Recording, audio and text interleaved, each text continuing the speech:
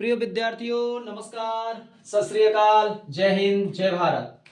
तो हम प्रस्तुत हैं आज अध्याय 3 धातु एवं अधातु लेकर के। इस चैप्टर के अंतर्गत आज हम सिर्फ और सिर्फ ये चर्चा करेंगे कि जो हमारी परीक्षा आने वाली है 2026 में यूपी बोर्ड की, तो उसमें जो प्रश्नों के टाइप ऑफ मोस्ट इंपोर्टेंट हैं उन प्रश्नों को लेकर के मैं हाजिर हूं। आज सिर्फ इन प्रश्नों के बारे में बताऊंगा, सॉल्यूशन आप अपनी तरफ से करेंगे।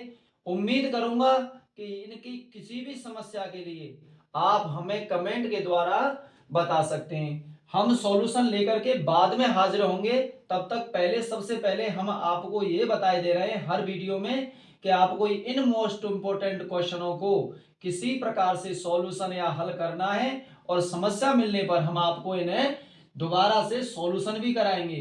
पेपरों से पहले हम इनका रिवीजन और सॉल्यूशन कंप्लीट करा देंगे आपको, ये हमारा वादा है। लेकिन आपको हमारे द्वारा बताए गए हर प्रश्न को वैसे ही पढ़ना है जैसे हम बताते जा रहे हैं। तो शुरू करते हैं ज्यादा देर न करते हुए।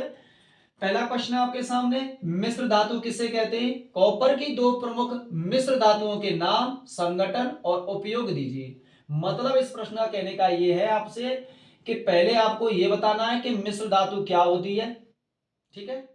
फिर आपको बताना है कि कॉपर की दो प्रमुख मिश्र धातु कौन कौन सी, उनके नाम बताने हैं सिर्फ। फिर उनका संगठन बताना है कि उस वो किस किस से मिलकर बनी होती है, और लास्ट में आपका मतलब हमारे जीवन में उसका क्या उपयोग है ये बताना है, ठीक है साहब। प्रश्न नंबर दो क्या है? धातुओं की संक्रियता श्रेणी क्या है? संक्रियता श्रेणी का मतलब होता है उसे एक सीरीज में लिखते हैं, बड़ा छोटा, उससे उसके बढ़ते हुए क्रम में या घटते हुए क्रम में, और दैनिक जीवन में उसके दो उपयोग भी बताने हैं आपको। और लास्ट क्वेश्चन है वर्जन क्रिया को उदाहरण देते हुए समझाइए।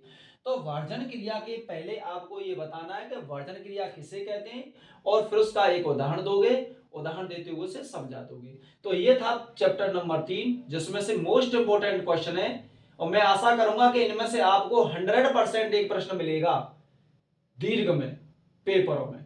ये मैं आशा करता हूं आपसे कि इसमें से एक प्रश्न आपको अवश्य मिलेगा। प्रश्न का स्वरूप बदल सकता है लेकिन प्रश्न इनमें से आएगा। अब हम बात करेंगे चैप्टर नंबर 4 की। तो विद्यार्थियों हम प्रस्तुत हैं अध्याय 4, कार्बन और उसके यौगिक। दीर्घ प्रश्न इनमें कौन कौन से इंपॉर्टेंट है? बहुत ही इंपॉर्टेंट प्रश्न है। मेरी आशा है, मैं पहले बता चुका हूं, अध्याय 3 में भी, इससे पहले भी बोल चुका हूं, मैं हर वीडियो में ये बोलता आया हूं। मैंने अपने भरपूर प्रयास से सारे क्वेश्चनों को अनसॉल्व जो पिछले वर्षों में आए हुए हैं उनसे छांट करके ये यहाँ पर रखा है। तो दीर्घ प्रश्न पहला है मेरा ये चौथे चैप्टर से, एथेनॉल की 4 रासायनिक अभिक्रियाओं के समीकरण लिखिए। यानी कि एथेनॉल की ऐसी 4 रासायनिक इंपॉर्टेंट अभिक्रियाएं हैं, उसमें बहुत सारी हैं, 4 रासायनिक अभिक्रिया लिखनी है आपको समीकरण सहित, और उनके 3 उपयोग भी लिखने हैं, ठीक है। दूसरा प्रश्न है एसिटिक अम्ल निर्माण की 2 विधियों का वर्णन करना है समीकरण द्वारा, ठीक है। और तीसरा प्रश्न है एस्टरीकरण पर संक्षिप्त टिप्पणी लिखिए, ठीक है ना। तो ये 3 प्रश्न आपके चैप्टर नंबर 4 में कार्बन और उसके यौगिक के अंतर्गत हुए। इनको आपको हल करना है, अच्छी तरह से घर पर तैयारी करें। हम जो आपके न्यूमेरिकल की वीडियो चल रही थी, न्यूमेरिकल